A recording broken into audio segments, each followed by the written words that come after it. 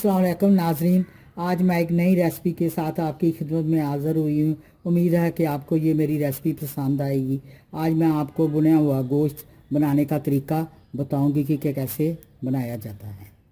Beef का भुना हुआ गोश्त बनाऊंगी। मैंने आधा किलो गोश्त बगैर हड्डी के लिया है, यानी कि बोनलेस लिया है। आप हड्डी वाला भी ले सकते हैं, कोई भी चाँप का कोई भी गोश्त ले सकते हैं। तो उसके लिए मैंने 4 अदद प्याज लिए हैं, लहसुन लिया है चंद। ये लहसुन और अदरक का पेस्ट मैंने बना लिया है। इधर सूखा धनिया का पाउडर लिया है 1 चम्मच, सुरख मिर्च पाउडर 1.5 चम्मच, नमक 1 चम्मच, हल्दी आधा चम्मच, गरम मसाला आधा चम्मच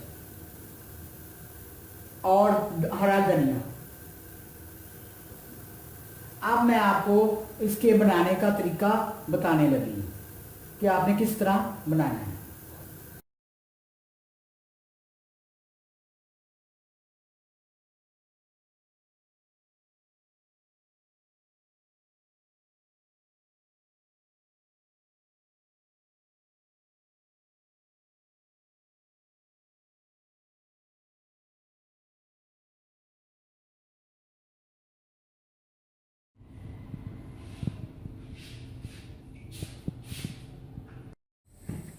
आज तकरीबन आधा घंटा हो गया है। आप इसे खोलकर मैं चेक करने लगी हूँ।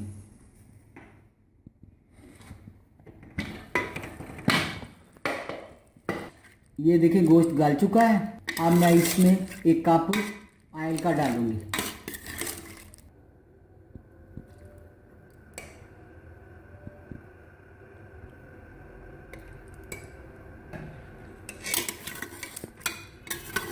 अब मैं इसको अच्छी तरह भूनती रहूँ 5-10 मिनट तक।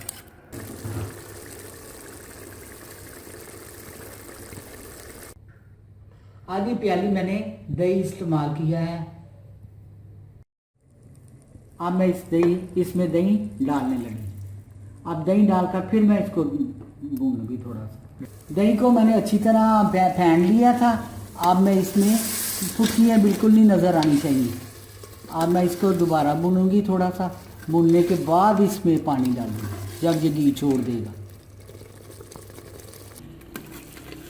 ये देखो अब भुन चुका है, इसने घी छोड़ दिया है। अब मैं इसमें पानी डालने लगी हूँ 1 गिलास।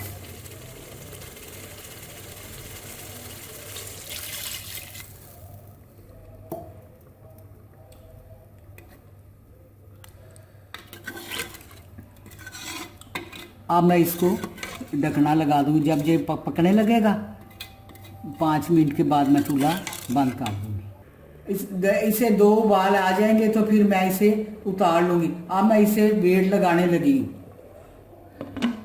ढकना यानी कि रखने लगी।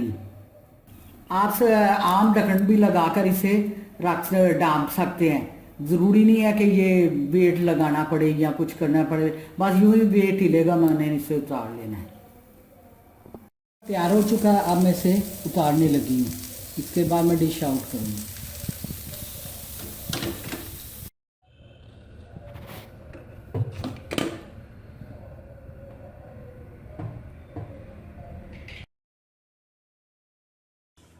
ये देखें, अब हमने इसको डिश आउट कर लिया है। उम्मीद करती हूँ कि आज की आपको हमारी ये रेसिपी पसंद आई होगी। इसको घर में ज़रूर ट्राई करें। इंशाल्लाह एक बार फिर नई रेसिपीज़ के साथ आपकी खिदमत में हाजिर होंगे। लेकिन जाने से पहले हमेशा की तरह मेरी वीडियोस को लाइक करें, फ्रेंड्स एंड फैमिली के साथ शेयर करें और मेरे चैनल को सब्सक्राइब करना मत भूलें। नई रेसिपी के साथ फिर आपकी खिदमत में हाजिर होंगे। तब तक इजाज़त दीजिए। अल्लाह हाफ़िज़।